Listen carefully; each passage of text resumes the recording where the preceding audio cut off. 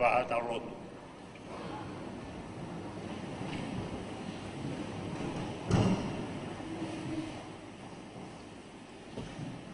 E lau maari e hifo mai ki ho mau whaleni.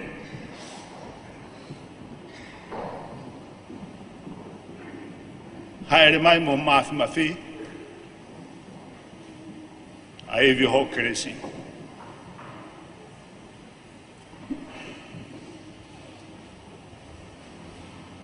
Tō hifo hange ha hau ki ho mau ata mai. O ngāo hiangi ki hoko kerekere u tāu ai funga makani.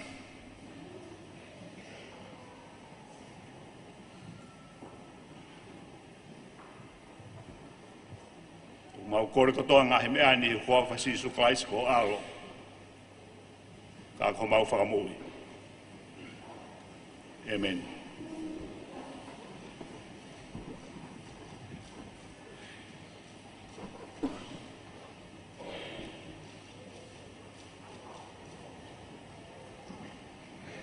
Tapu moe, poto tapu koe ni kua whakatāpui. Ki Malanga I mea e Siupeli.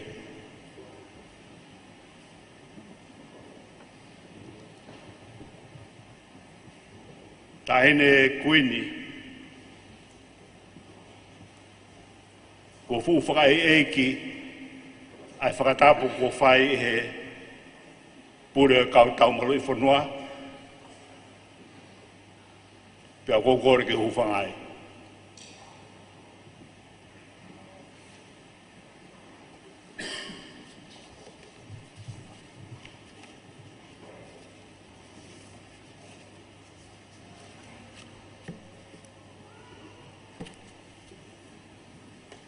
Ko ngahi mea kua FAKAHOKO he ʻOtua. Ke ʻoua na FAKAMAVAE I hata.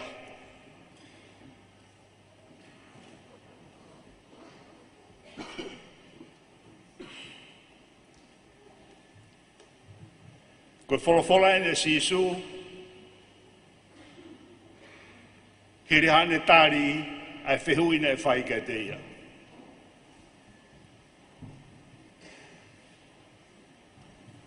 Pea whai atu ne whakamatala, pea ne whakaosi a ki lau koe ni. I longa ha mea ko FAKAHOKO he ʻOtua ke ʻoua na whainga taha ke ne whakamāwai.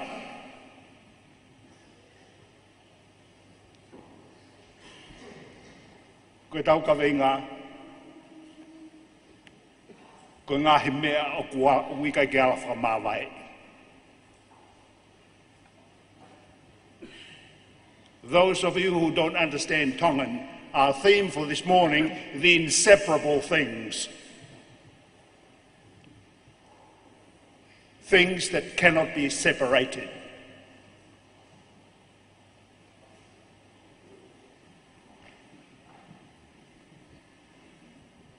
Kainga, o tau nofo pe o tau muui I he universi na IKAI ki tau ngahu.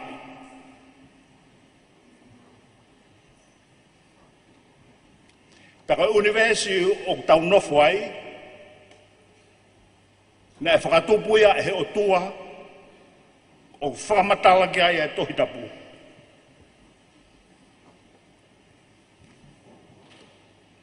Pena ane whakatua e universi koe ni, pe mohono ngahi lao. O kia hano ngahi lao whakamaterie, I he rea Whakabritania, physical laws. Pa hoki nā tolo o whakatotolo e mala e koe ia. O tatau pe koe pui whakatonga koe vūsika, pe koe physics, pe koe chemistry, pe koe astronomy.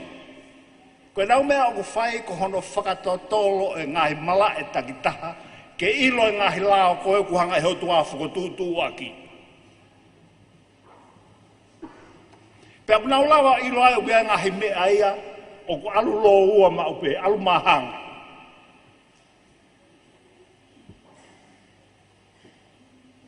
rauhanga whakatoka ngai. O kui kai ke ala mawai ai mana ia mo uhila.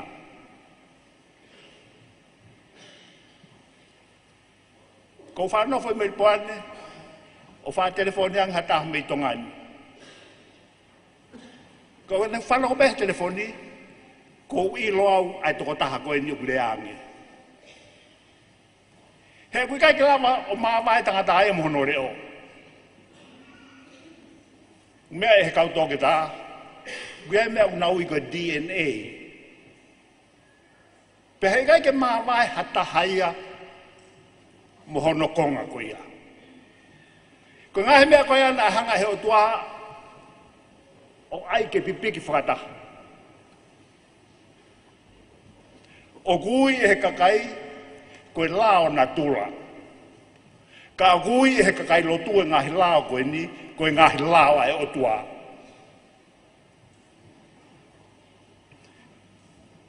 Ko whairea koe lao.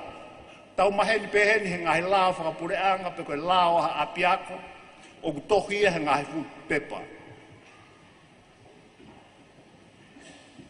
Ko ngahi lao ai ʻOtua ai o kuhanga he kakai matatao o tatau pe koe mea materie, pe koe mea whakatamai o kunaui psychological, pe koe mea whakalau marie o kunaui spiritual, pe o moral. O nga hanga whakatona ia o ilo o beheanga koe lere a university. Tau whakatata ki halori. Na ia e toko tahana ni hanga whau e lori. Ta koe lao e lori koe nipe koe motoka, koe whaunga to tonu ia koe ke lere ai. Pana na hanga ngā he lori koe ni ke whakalere a ki e penisini pe koe lolo. O ku whakatoa tāmaki ke whakalere vai e ai lori ko ia. He koe whaunga ia na e ngāhui koe ki ai. Koe mou ia e tangata, ko pongpongin, o ko roto ke tau lave, ki he ngahi lao ai ʻOtua whakalau marie. O ku whakatu tāmaki, hono whenga ke whakamāwai.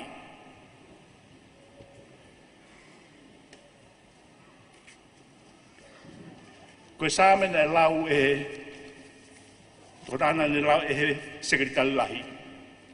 O whakamatalai ke universi pa mona whau e ʻOtua la ame mahina me ngahe whetu. Tau lau na whoki tau tolo ki whetu ki whamiri la a o kui kai ke tau ilo, kai ke tāia e hea mai. Ai lao kunihanga o whakalere a ke universi koe ni. Hanga whakautanga ki a wheitu te ke alu ki ai, o ku kehe lao ia koe i nuku alofani, pake alatu koe ki nei afu, o ku kehe lao i. Tokua i nuku alofani, tāna ke ua mo ua wha. Alatu koe ki wawa uia, ua ia, pa mo ua, o taha pe ia. Ngahe e ʻOtua mea ia, tau hape o whawhonga ake matai tohi. Ka he physical universe. E ua mo ua whahen, e ua mo ua whahe Britania, e ua mo ua whahe Mahina, peka universia o pe. Ia tau hiki mai ke mala e whakalau marie. Ulua ki kua whakahoko he ʻOtua e mea koe whainga marie, ta mo fatongia. Ku whakahoko he ʻOtua ai monu ia, mo fatongia. Ko tau whenga peke whakamawai e ongo mea koe ni e hoko whenga ta aia. I rewa Britania, ku hanga e he ʻOtua whakahoko ai privilege, mo responsibility. Kaya hata hang hanga whainga e, kene ma upe privilege. Kairi ake responsibility.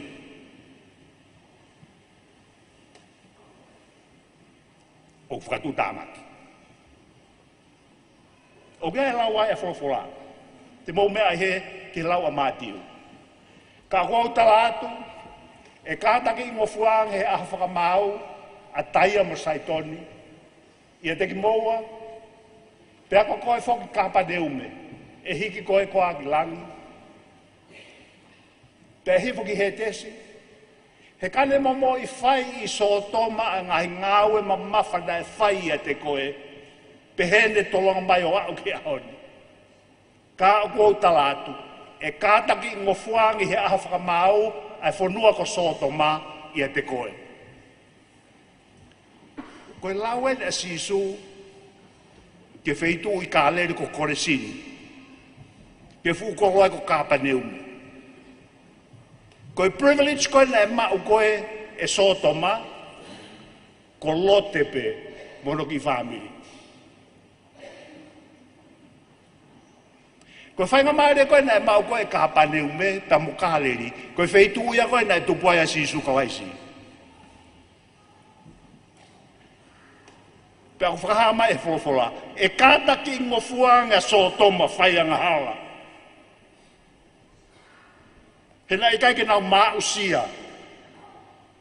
Na ngata pe nau ki ilo ia lote. Ka koko e kapa neume, ka koko e koresini, koko e kāleri. Na mousio ke motol he mea na e maui ngangi, na e maolu ngangi, na ha, he fotole alo ʻotua e te koe. But we have a responsibility of lahiang, and that lahiang ho privilege.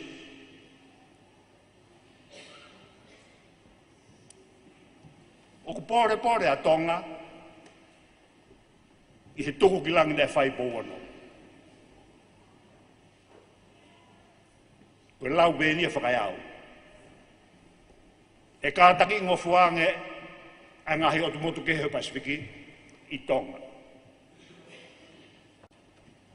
O guai haki e whanua o tui o seni, na I kaike mau o tua ka masiva lelei. Hallelujah ko manu iaini. Na tuke ai lotu, pe o me kau whai whekau. O whanua he mea e tohi tapu, pe ta foki hou eki, pe ta foki moe hau. Na e lotu a tahisi, kaike nau hawai. Ta foki mo fisi, pe kai hawaki. Ko tonga pe u kei tolonga mai. Koe privilege o tonga. O koe kai hange e koe privilege koe, o ngai motu ke he. Koe lau whakai awe.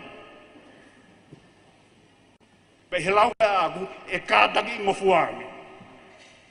Ai siasi, o fisi, pe ko haa moa, pe ko tahiti. I he siasi o tonga. E kātaki ngofuangi e pureanga ngai o motu ke he, I he pureanga o tonga.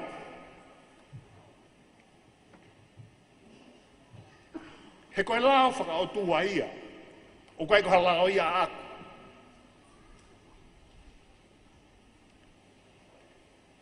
O koutui koe toko lahi mo tolu o mo manatu ia tala noa e whai sisu, ki he onga tangata e toko ua. Koe toko taha koe kola I lahi kui he ni ko taivasi. Pea toko taha koe masiva au pitu. Lahi ange ai monu ia a taivasi. Hala au pito, a lasalos. O kui ai a hoi au whai no whakamau I ngahi mea. Koe lau ia koe ne tau tohi tapu. Koe koe lau a. Koe tau nofo I taimi o whakangatangata. Koe lau koe tohi tapu, koe tau e fitunga fulu, pe ka lahi ato tongu te te au ke valungo fulu. Ka koe kai ke hata hai mo I tae ngata. Pe koe lau e tohi koe ni. O kia hano ngata anga.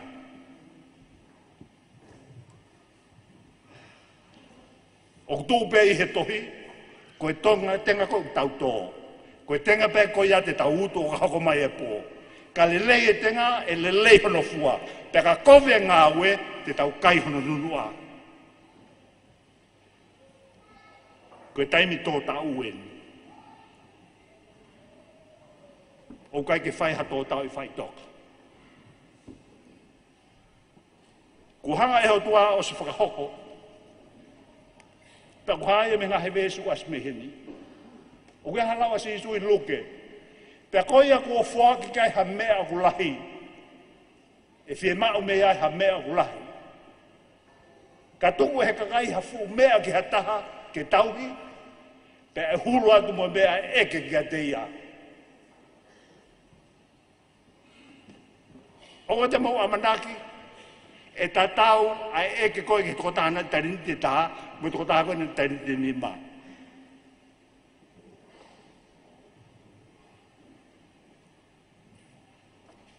Hei kai ke tatau, ai responsibility koe o ake ki su toko taha koe tanguti wharena, ia te ia o hao nofo ina whakawhai whikau.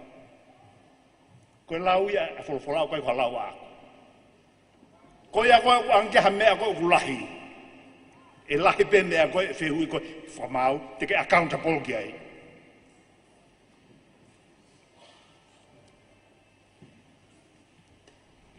Ta koe lau ia koe whai koe tuhi tapu. E kahataki ngofuangea ni nive. I kāleri. He koni nive, mu ulo e tā noka ki nive, kolo mua a Syria. Ne ofi kea kau sotia koe ni. Ne alo atu pepa lo fita ko siona o Malanga. Pea ta foki ni nive, o nau whakatomao.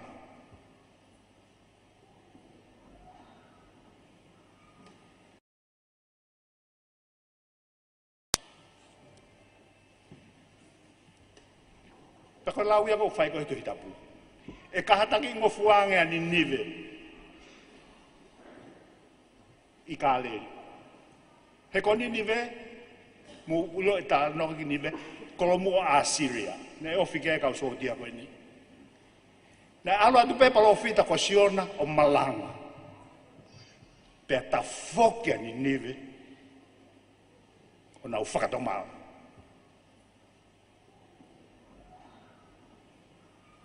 Ko kāleri, ko kāpaneume, o au mai ki Jerusalema. Tua whiha Malanga e a sisu, mo whakamoi mahaki, mo whawhanga ni mawhi mai hafua, ui kai peke ha whainga maari. Mana tui. I longa ha mea ko whakahoko he ʻOtua. Hei kai ki tau lawai tau tō FAKAMAVAE. Konoua, o mea whakalau maari e, o whakahoko he ʻOtua, peko lau peia koe nei tuhi tapu. Pei kai ki tau lau FAKAMAVAE. Koe mea o kui koe Anga'ofa. Koe Anga'ofa, kono ai koe mahino, ko hono violate, pe ko hono mau-maui. O e lao ai ʻOtua. Koe Anga'ofa, koe anga tu ki he ʻOtua.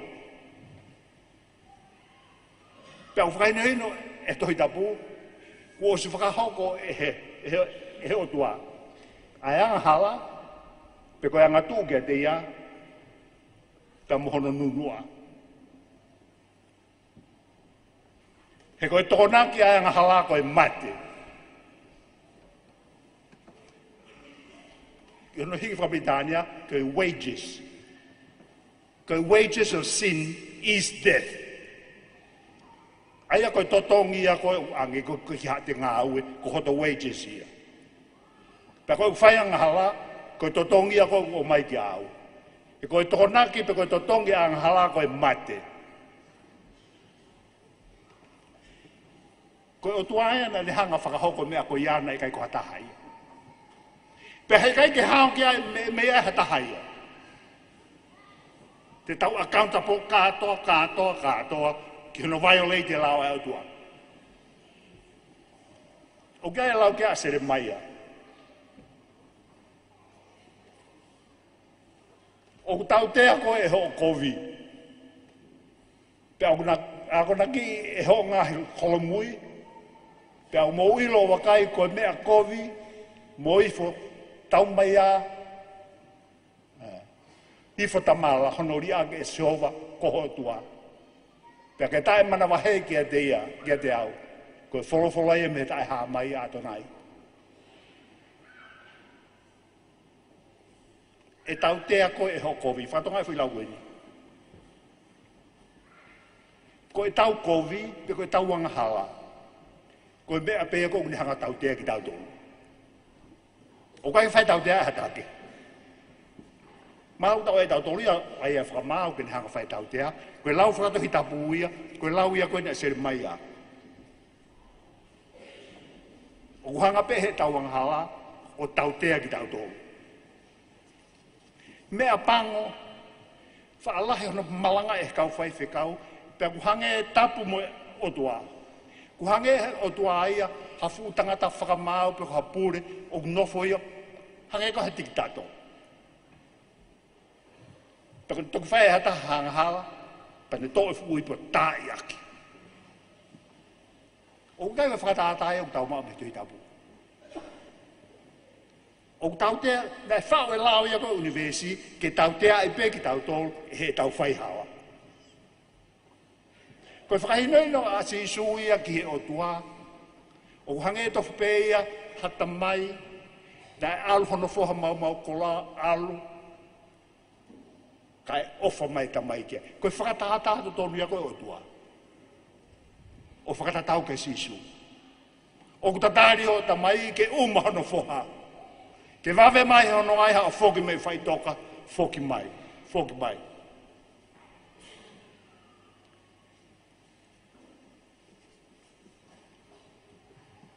Umau mea ai. Koe mea koe anga hala, o kui kai ke hoko whakatu pake ia. O haware pe ia, ko wau koe kai haa. O kui kai ke hau whakatu pake ia me ia koe ane pō. Koe mea ia koe nia ne tātānaki, tātānaki, tātānaki. O koe lau whakapritania hen. You sow a thought and you reap an act. You sow an act and you reap a habit. You sow a habit and you reap a character. And you sow that character and you reap the destiny. Hange ni koe ha tangata ngoe. Wea ni konga pulopula. Whakaheka whai whakakaukau. Whakakaukau i te ukai haasi e mea he. Whakawakai whai ngā maari o kai ki hata. Ukamata mea e kai whakakaukau. Whakaheka whai whakakaukau. Pe whaiat. Pe utu mai ia. Koe whai ngā au e koe ki walo whai. Pe au whai whai ngā au e koe ia. Whakaheka whai ngā au e koe ia. Whaiat. Pe utu mai ia. Ko hoku hepet. Pe ko hoku ulunganga mahe ni ia. Hanga pe he wanghala tau te au. Pe au hanga o tautou tō hoku anga mahe ni ko ia. Whakaheka e ko pulopulai. Pe au se taimi ko hanga utu mai. Ko au tofu pe ia. Ko hoku ulunganga mo ni ia. Pe au hanga tautou whakaheka ko ulunganga mo ni. Pe ko hoku iku anga ai.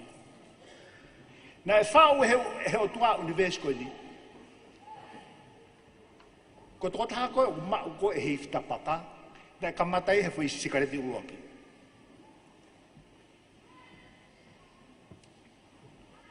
Wea e lau a hime taha ko Maria o pito ai. Kore ke ʻOtua, he koe konsenisi.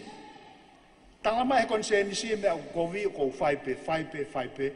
Ta ko mea lewa uhoko ia, whakatatau ki ku patu e konsensi, koe ke ilo e konsensi e whai ke lelei mo e kovi.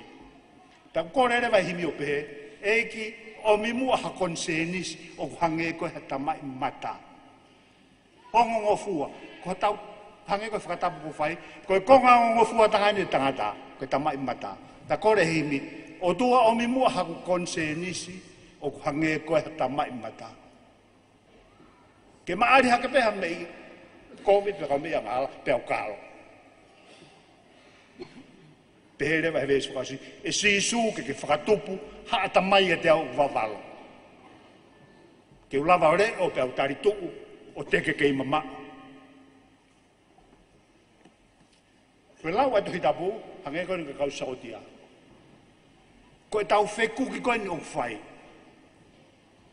Koe whekuki whakalau maari. Ka where vai Paula. Whaingata tau whekuki he koe tau miri sino. O kui kai koe miri sino, moha kakano moha toto. O hange koe miri sino koe ni whae kau tangata tongai Afghanistan. Koe whiri, koe kakano mohe toto una ulawa sio ki ai. Ta pehere vai Paula, ko tau miri sino tau toluia, ko faia me ngahe fu lau marie, me fu kaupure, I he fu universi ko ni uia e kovi. Ko me lu kau I ko ahia. Kainga. Hei kai ki tau lava whakamāwai.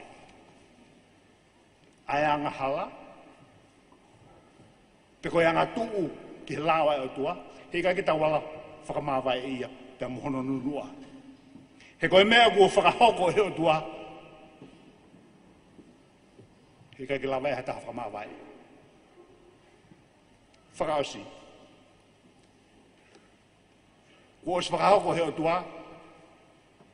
Ai talangofua. Ta moe tau a taina.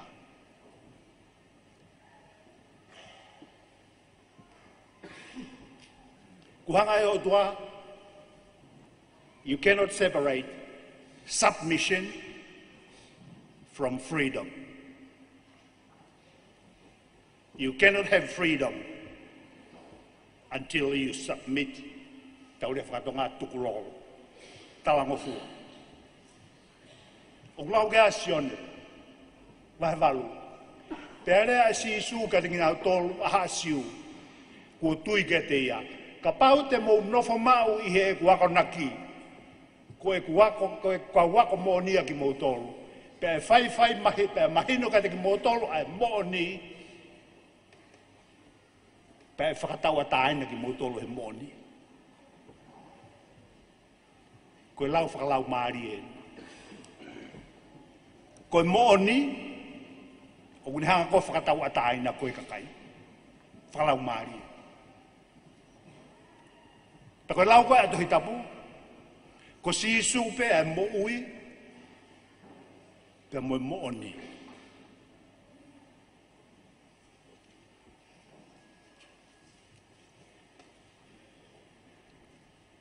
Ka pau e mahino e niki, tatau pe au pe mo koe na o ke whanongo mai. O tau puke he mahaki whakalau maari e. Ta koe mahaki ko ia agui e tohi tapu, ko ia anga hala. Ui whakatokateri ne ia e he kau whakatokateri ne, ko e motu a anga hala. Original sin. Ta koe tuu koe a aku, o kui kai ke utu tonu. O ko utu malere maupe ki he anga hala. O pehe hoku natura.